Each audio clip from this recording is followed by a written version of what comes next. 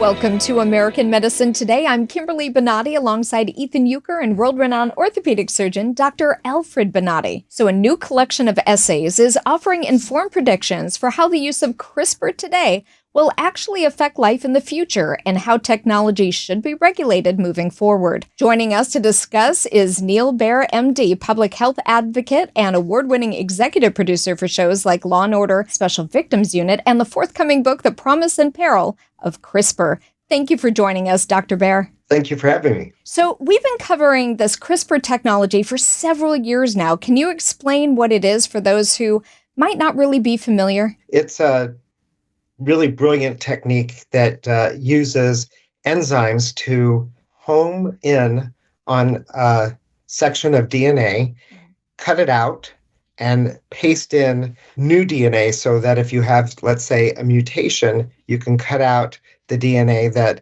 is misinformed in its letters from DNA and put in the correct DNA. I think we've actually talked about it in the sense that it's almost like, choosing your meal off of a fast food menu. Is that kind of what CRISPR does? Well, it goes in and it takes out something that's a bad section of DNA that's causing a disease and puts in the new DNA. What are some of the challenges that are posed by CRISPR as dual-use technology? I think dual-use technology is a great way of thinking about CRISPR because it's the good and the potentially bad. So that's the promise and that's the peril. So the good side is that we can cure now a disease like sickle cell anemia, which is terrible. It affects 100,000 Black Americans in the United States alone. We can turn on a good gene now and cut out or turn off the bad gene.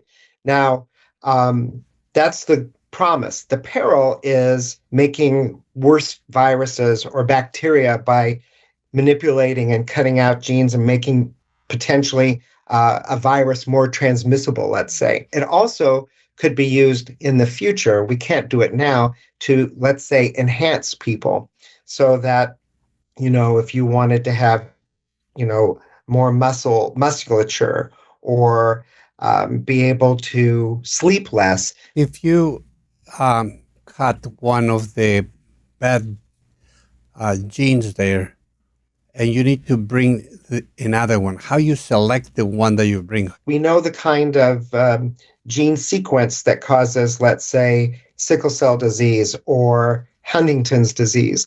So we could then put the proper sequence in by cutting out the bad sequence, and we know what the proper sequence is. And then there are companies that make DNA sequences so that they can be purchased. And this is another issue of the dual-use technology, which is there's very little control over who can buy these sequences.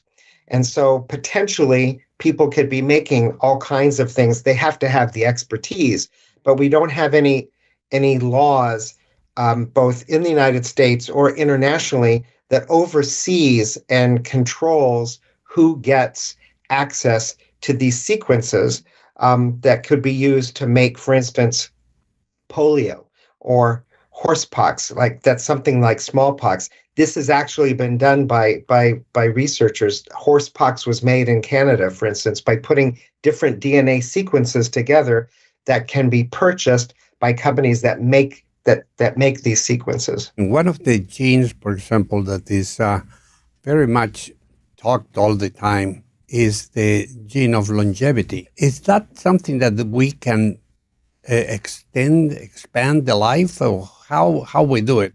We need to do it when the person is born, or we need to do it after, or we need to do it any time? So there are many, many factors depending on if you inherit the APOE gene, which can contribute to your chances of getting Alzheimer's, let's say. So you'd have to address all the different genes that can cause certain kinds of atherosclerosis or Alzheimer's. And so there isn't one gene that can do that. So CRISPR is really good at dealing with one gene like sickle cell disease, beta thalassemia. We haven't been able to address Huntington's disease yet, but we're learning how to do these things. And we can definitely cure people with certain diseases and some rare liver diseases right now. There are children, for instance, who have a genetic disease or syndrome where they don't feel pain. And so can you imagine? I mean, it's kind of, that's the dual use technology. It's kind of terrifying if we start to, enhance soldiers so they don't feel pain when they're out in the field. It's something to think about now because we're moving forward. It's like AI. It's like we don't know where AI is going, but we might want to put some brakes on, or at least some oversight before it gets out of hand. Elon Musk said something that he predicts between a 10 and 20% chance of AI causing catastrophic events around the globe. Scientists move forward and then the ethics follow. So in other words, in 2015, there was a lot of talk about CRISPR and saying we should have societal consensus. After Dr. He in China used CRISPR to change the gene of twins, those twins were made so that they were resistant to HIV, and it caused an uproar around the world. Dr. He took the egg and he changed the receptor in that embryo. Those babies were born. So that is changing evolution. When we treat sickle cell disease, we are not giving the person with sickle cell disease the ability to not pass on that sickle cell gene. That's called somatic gene editing. That is another dual use technology issue. Somatic, meaning treating diseases, or germline, meaning changing humans. That's incredible technology. Thank you so much for sharing your insight with us, Neal Baer, MD. Thank you for being on the program. Thank you for having me. We're going to take a quick break. We'll be right back with more. You're watching American Medicine Today. The loss of coordination in my legs, I'd trip over my feet, end up flat in the concrete. Dr. Bonati to me was God sent. Walk like that in a while. I don't remember how long. I didn't have to make a massive lifestyle change. I noticed today that I could sit and stand up without a cane. I would have to give it excellent and above my expectations. Visit AskBonati.com.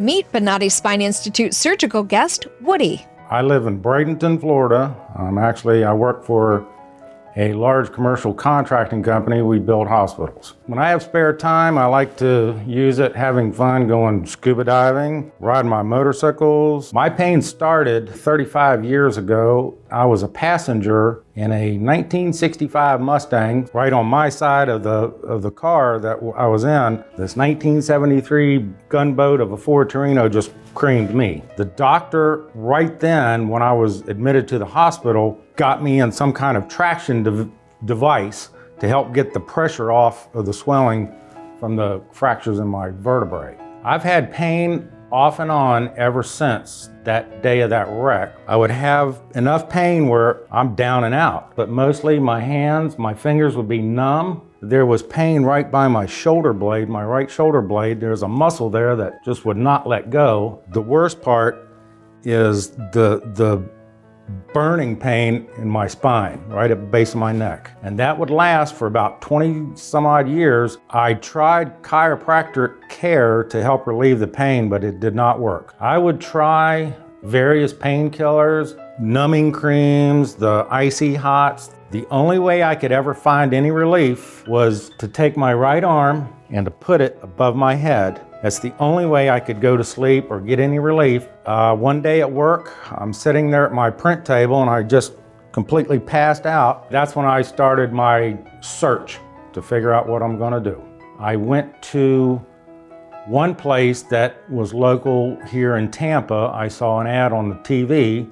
I went in there and had the consultation with the doctor there. After a few minutes, they start explaining to me that they're gonna come through my throat and put plates in there. My father had a spinal fusion done many years ago and he regrets it to this day. On the way out of that doctor's office, there was this poor lady and she has this contraption on her and these rods and it's holding her neck so she can't move. And part of their procedure is 6 weeks or however long she has to live like that. And I said, There's no way. I'm out the door. After I left that place in Tampa, I knew I had to find a better alternative, so I called Dr. Bonati. I left a message there one day, approximately 11 o'clock in the morning. Dr. Bonati himself called me back around 4 o'clock in the afternoon. He asked me several questions, if I have pain here or there or numbness here and there. I answered all his questions. He knew exactly what was wrong with me and told me briefly how he could fix me. I knew it was the right choice, simply because they don't believe in going through your throat. Through the use of conscious IV sedation, Bonati surgical guests are partners in their procedure. Patients communicate with the surgeon during surgery to ensure the source of the pain is eliminated before they leave the operating table. They told me I'd be awake during surgery. They do need some input from me, but I thought it was pretty cool. During the procedure, I remember watching the monitor. You could see the actual tools moving on that monitor, and Dr. Bonati asked me for a little bit of input as he proceeded along to say, okay, how does that feel? Do you feel this? And giving him input back. Right after my procedure in the recovery, the pain was gone. I mean, it was instantaneous. I was great. I'm brand new and 10 foot tall and bulletproof now. I told the nurse, I said, I'm ready to go. Woody wasted no time getting back to his active life after his exclusive Bonati Spine Procedures. After my procedure, there was no physical therapy, brace, or anything. I was free to go back and live my life. The next day, my wife says, you know, the grass is getting a little bit tall. I said, yes, ma'am, can it wait one more day? So I was cutting grass 2 days after the procedure. I had my procedure Friday at the Institute. I was back at work Monday morning. I can go back scuba diving, like I said before. I ride my motorcycle. I can work on my own truck now instead of paying someone else, because I don't trust anyone else to work on my truck. Life's back to normal. If I ever meet someone in the same kind of pain that I was in due to nerve damage or whatever's or botched procedures, I will recommend Dr. Bonati any day of the week. I'm his biggest fan. To see more stories of recovery just like this, search for the Bonati Spine Institute on YouTube, Rumble, Apple's App Store, Google's Play Store, Roku, and Amazon's Fire TV.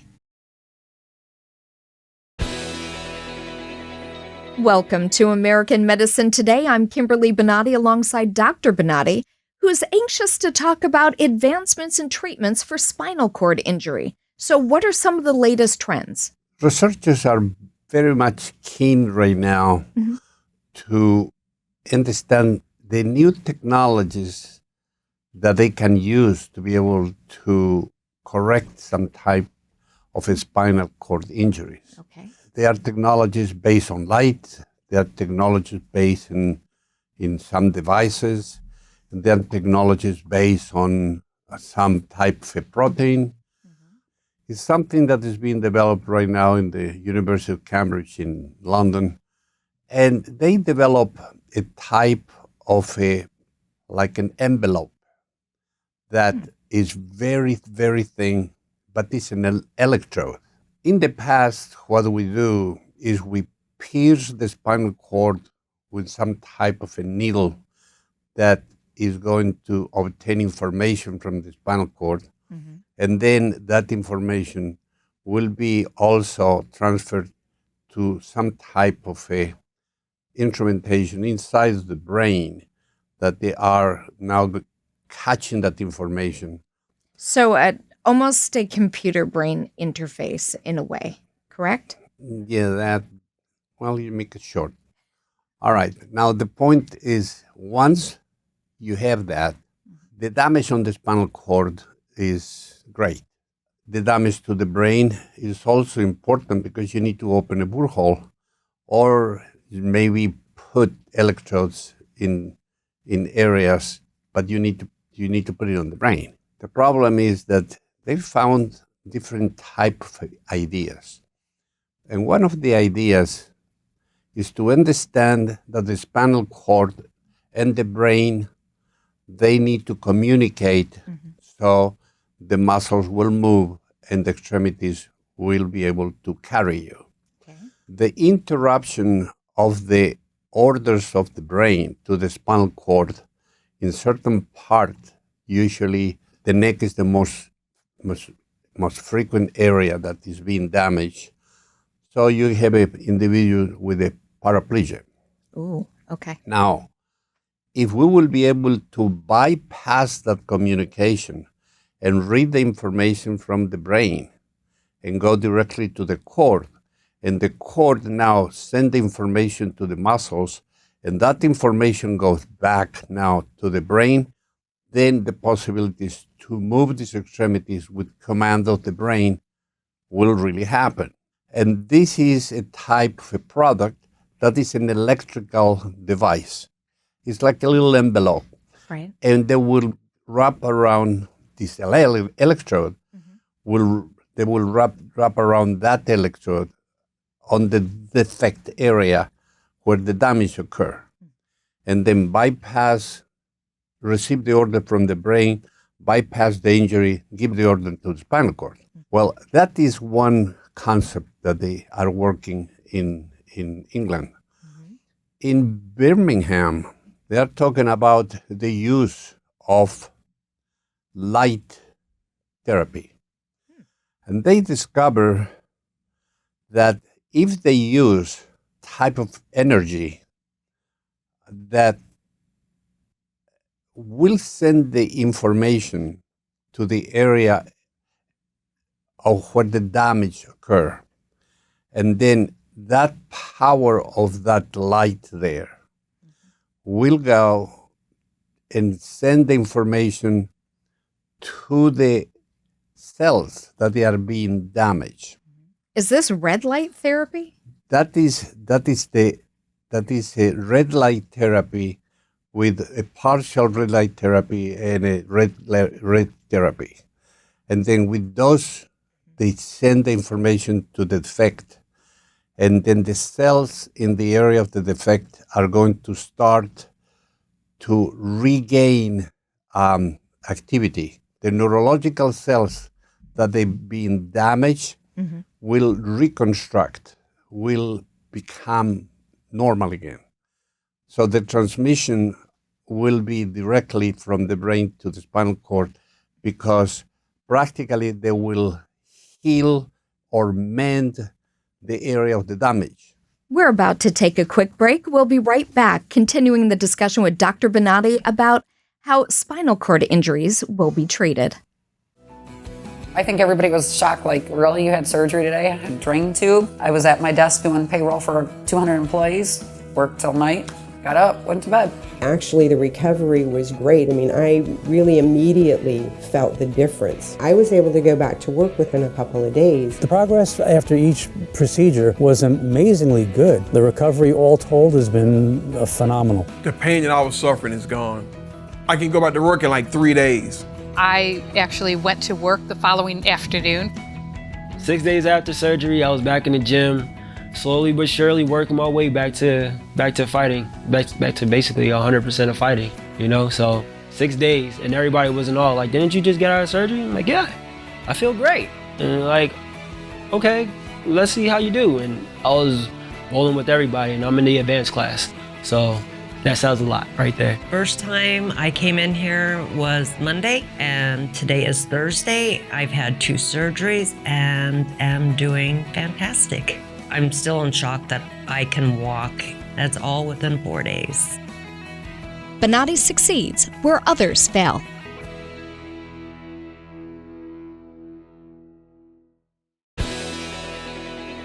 Welcome back to American Medicine. Today, we're continuing our discussion on the advancements to help spinal cord injuries. And so is this something that's done from the exterior, or are they making like a slight incision and then applying the light internally? They are thinking in both. They're very excited to think that they can do it directly on the skin. They need to understand more how deep they need to go. And they need to understand more the power of this light will be sent without damaging other organs. There also is a situation that is in a study, very excited with the results. What they did is they used the flies, the fruit flies, and they, with a microscope, they study the motions, and they see that is some type of therapy will help. Together with that one is another idea, looking at these flies, that they have a type of a protein is going to be the one that seems to be that allows the healing of the cells. If it is a very low protein in that area, the motion becomes affected. So they will increase the amount of protein on that area. So that is going to increase the possibility of healing. I think we're going to know more and more in the next 5 years that there are going to be solutions, or at least, if not solution, partial solutions. Yeah, great promise in this technology to help spinal cord injuries. Thank you for watching American Medicine Today. Make sure you check us out anytime, anywhere by downloading our American Medicine Today app on your streaming devices. If you have any comments or questions, contact us at the numbers below. Or you can tweet at Dr. Bonati using the hashtag American Medicine Today or hashtag AMT. We would like to hear from you.